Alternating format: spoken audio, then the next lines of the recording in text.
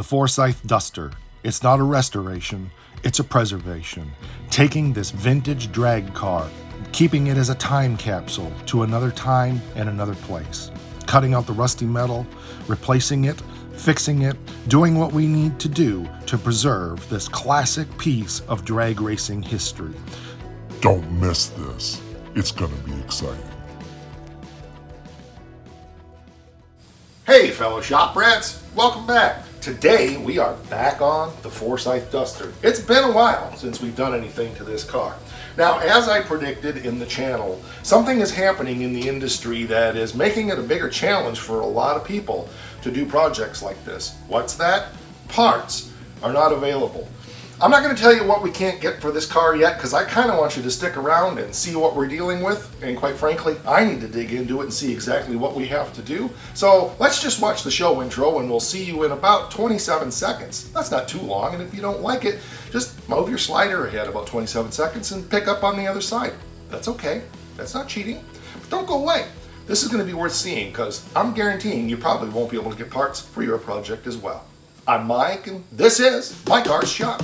Working out of a 100-year-old refurbished barn, bringing 35 years of experience to projects considered beyond repair. Vision, creativity, and problem solving are essential tools in this place. Watch as we transform junk into polished metal miracles.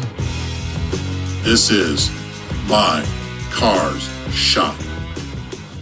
Supply chain issues, parts shortages, all kinds of things going on out there right now. We're fortunate that we were able to get the torsion bar crossmember for this car. I do have the two front floor pans ordered. Now let me just take 10 seconds and talk about that. You know that over on the Stitches Challenger, we are hand fabricating almost everything for that car. And I have mentioned to you for a long time that this car we were going to be doing a bit differently, and we were going to be purchasing the stuff that we need to get this car done to knock it out a little faster. The reason for that is I want to showcase multiple things here on the channel, not just one thing. Yes, I love to fabricate. Doing the Challenger is my favorite way of doing things. If you haven't seen this project, there's 753 episodes on this, hand fabricating in great detail and how I make each and every part. So you can go check that out after you watch this video. So there's definitely a lot here, but the one thing we can't get, we can get the passenger side, but we cannot get a driver's side inner rocker panel. And before we can put this torsion bar crossmember in, we have to repair that. Today's episode, we're going to really look at how much of that inner rocker panel we have to repair. We're going to look at my philosophy on how I'm going to do that, how I'm going to prep the car for it to keep the car from spreading apart. And well, there's just going to be a lot of stuff that you're not going to want to miss.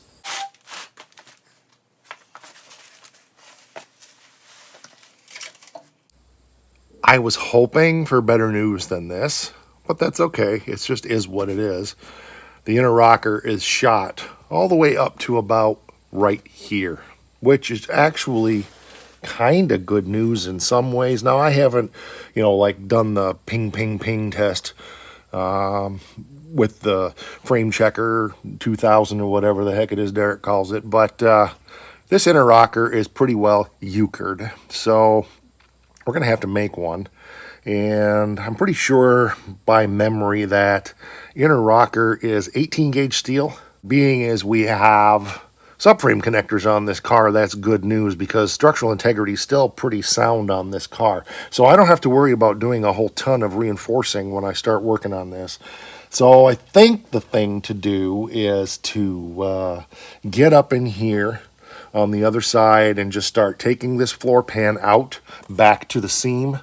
And we may make this in a couple of pieces. We're going to patch it together and make it work. Like I said, we already have subframe connector in, so I'm not too worried about chassis strength and integrity, although obviously this is there's no strength here, and anything we do is going to be an improvement. The program name is My Car's Shop, and that's, for one layer, it's my car, whatever. But my name is also Mike R. My last name starts with R, so that's the origins of the name. But the more I do this, the more I realize as we have discussion, and I have some people who criticize and so forth, that my car is also very important here because, you know, your car, my car, whatever, it's yours to do the way you want. Even if you screw it up. Who cares? Obviously, we're not setting out to screw things up, but by the same token, this idea that you have to do things a certain way, you know what? That doesn't fly around here. We're creative, we're innovative. Now, if I could have bought this rocker panel, I would have bought it because that's the way we're doing this project, but I can't. So I have to use a judgment call. And a couple of pieces welded with overlaps and so forth is going to be extremely strong. And it'll break this down into bite-sized pieces that make this project manageable. So I got a game plan here that I just came up with, and we're going to talk about that, and then we're going to get out the cutting wheel and start. So subframe connector from the rear frame rail up, connected to this torsion bar cross member. Now the torsion bar cross member is euchred and so forth, but it's still real intact and solid where it's attached here and it's attached to the back of the frame rail. So that's going to keep the car from spreading. So where on the Challenger, I went ahead and put something in the door jambs. I don't need to do that here, even though I had subframe connectors in that. There was other reasons why I did that and blah, blah, blah, and you can watch those episodes to figure all that out. But so what I'm going to do right now is, first of all, determine exactly where the front frame or front floor pans that we ordered are going to land. I don't remember because this is actually goes all the way back to here, and I need to look at the Sherman parts that we ordered to see if they seam here or do they go all the way back, or I don't know.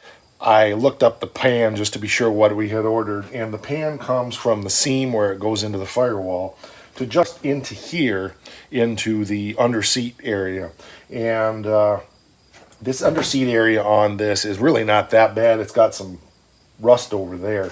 So I got a game plan. Also, the other floor pan on the other side is actually good, which is the reason I decided to go ahead and do the patches rather than doing an entire floor pan. I want to try to save as much of the original metal as possible. If it's good, why replace it? It's more of a nostalgia thing, I suppose, but I just, unless it's bad, I like to preserve the original metal whenever possible. Now that means, of course, more stitching together and stuff like that. It's easier to throw a whole floor pan in, but I'm not all about what's easy. I'm all about what's cheap, and I'm all about the creativeness of it and so forth. So we might buy the rear seat floor pan that goes in here. I might make that. I don't know. We'll figure that out when we get there, but we're not there. So what I want to do right now is cut this piece of floor out in as much integrity as I can, because what I can actually do, and this is an important tip in my opinion, and maybe it's not to you, but take this piece of floor pan, put it over on the bench over there, and start patching it up, and then have it ready to put back in the car. I love doing that stuff. Okay, it doesn't look perfect, but again, we're not restoring this car. Yes, it's a 70 Duster that arguably some people don't believe doesn't matter. Has 9,000 miles on the odometer. It's rusted to crap because it sat on wet ground since 1985. So it's not worn out. And it was a drag car all its life. So it's only had its mileage put on 1/4 at a time for over a period of about 10 years. It's a 70. It was put on the drag strip in 71 and dragged all of its life, and it didn't drag every season because it was broke down and et cetera, et cetera. So some people don't agree with that. I don't really care. I'm not trying to pass it off as something it's not. So we're not restoring as saying it's an extremely all original, low miles, numbers matching. Well, guess what? It is all of that. Numbers matching. We have everything. I have the transmission upstairs. The motor is still coming. It's in storage. We have the original 340 for the car. All of it. We have it all. But that's not what we're doing with it. I think it's cool to know the history of the car, but we're not trying to pass this off as a $75,000 all numbers matching, low mileage car. That's not the point. So the first thing is I got to get this sill plate off. These screws are stripped out, so I'm going to get my cutoff wheel and just a little bit so that we can get a flathead screwdriver in there and get those out of there. That'll be the first step.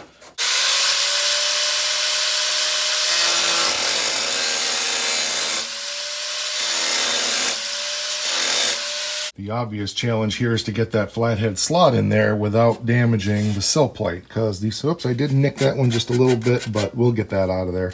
But we want to save these. These are the originals on the car, so they'll clean up nice, they'll polish up nice, and we don't want to ruin them. So let's get our flathead screwdriver, and hopefully these screws come out of here.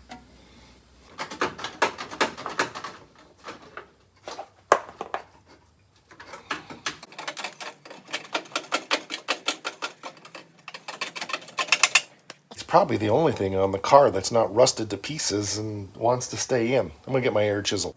For my next trick, I've got to determine how I'm gonna take this out of here, and it's so full of, well, let's just get you over here and show you. It's so full of zoots and body shoots and dirt. I'm gonna get my wire brush. My finger shredder. Clean all that up and see what we got. I think we're gonna drill the spot welds out back to about here, and then we'll just cut that off.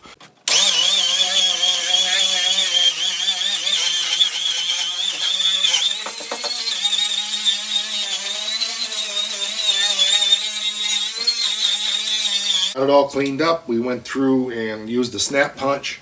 You've seen me do that a million times before, so I didn't do that. If you want to see me do that, there's other projects. Also drilled 1/8" holes just as a pilot hole before I go through. I'm not using the spot weld drill because I'm trying to save the top panel. I'm going to be replacing what's underneath it.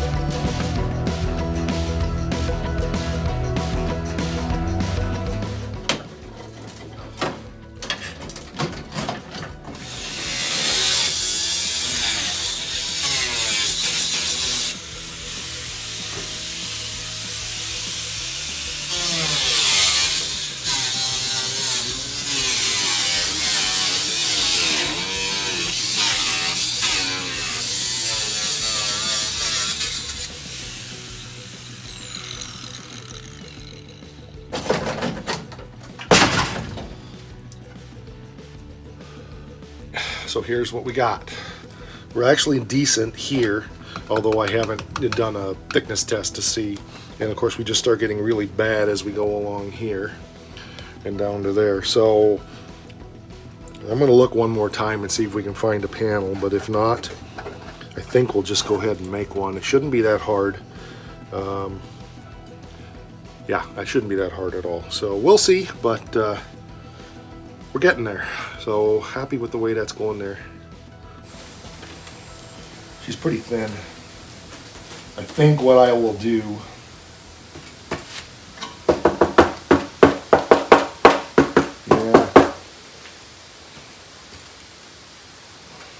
it's going to be easy enough to just make a piece to go here. I think I'll try to salvage this outside edge. I got a lot of hammer and dolly work. Then I don't have to rebuild this area where the seat mounts, and that gives me something to work with to line up to when I put the seat brackets back in after rebuilding the inner rocker. So we'll just probably, I don't know if we'll make this in a couple of pieces or just one. I'm not really sure if I've made a piece like this that sets down in. I mean, if I've made it as in, made it in one piece. So I got to think about that, how I want to do that. I think what I'm going to do is make this piece and then make this piece and then weld the two of them together. I think that makes the most sense because it'd be real easy to tip this edge, get these corners in here, bead roll it, make this piece here to go on here, and yeah, that's probably the way to do it. So it'll be a little bit stitched together, but it'll look good because as we're going to do it out here, we'll get it all built and then be able to put it back in the car. And this will be our reference here. Yeah, we've got some work to do back here. But this is, it's a little bit thinner than what I'm comfortable with.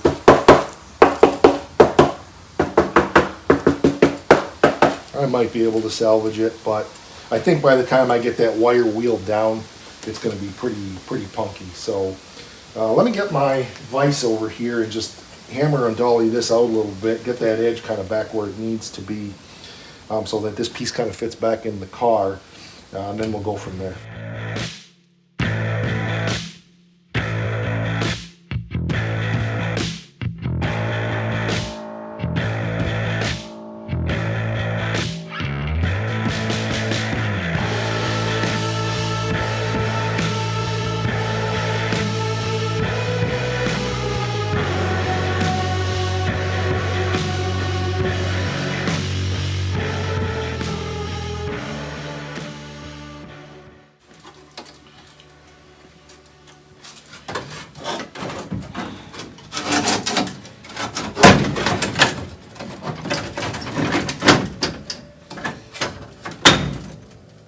Just like that.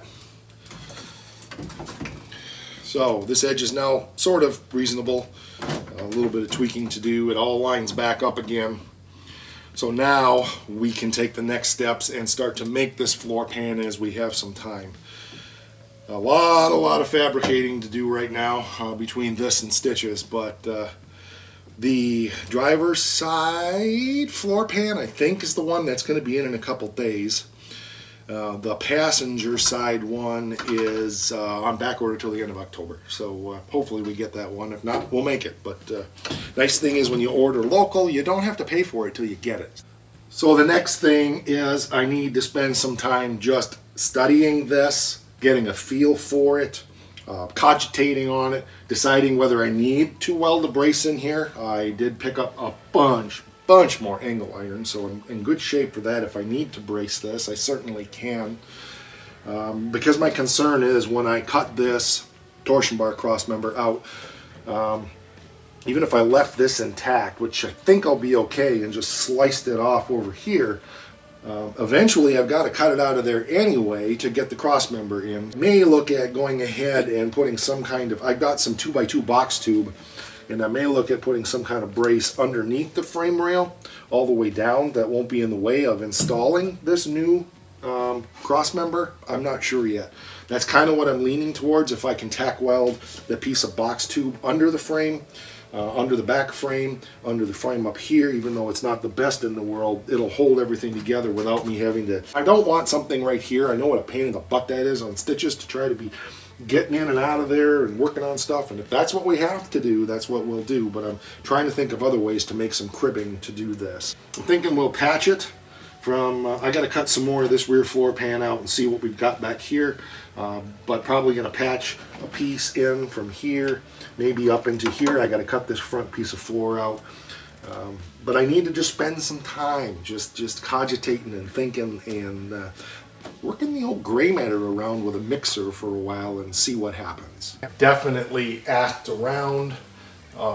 Sherman doesn't have that part. AMD doesn't have that part. I've asked around on a bunch of the A-body forums if anybody has one. One guy said he thought he did. It turned out it was a passenger side.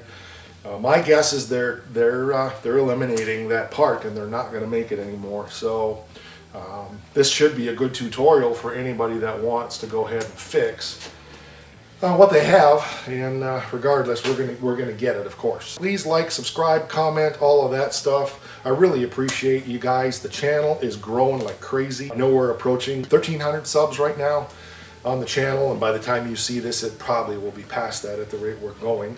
Running a little bit behind on episodes. I've been gone out of town the last couple of weekends, and so I'm feeling a little pressure to make sure that I get caught up, but I have to remind myself that's the reason I usually am a month ahead, because stuff like this happens, and I want to make sure to get you guys content. Remember that right now we're releasing episodes every Sunday, every Tuesday, and every Friday morning at 7 o'clock. Appreciate you. A lot more coming on the channel, so stick around. I'm going to share some exciting stuff about the golden mullet real soon here. Some plans and some things I got going on, and we're in the gathering engineering stage on that project right now. I'm not going to say a whole lot other than what I've said on the channel. You know, golden mullet's going to be big block, probably 426 wedge. We're going to it's going to be fast. Let's just put it that way. There's a 671 blower over there calling my name. And yeah, that car is worse than the Duster and then this one combined. So I'm excited about that. That's going to really stretch my abilities, and I can't wait.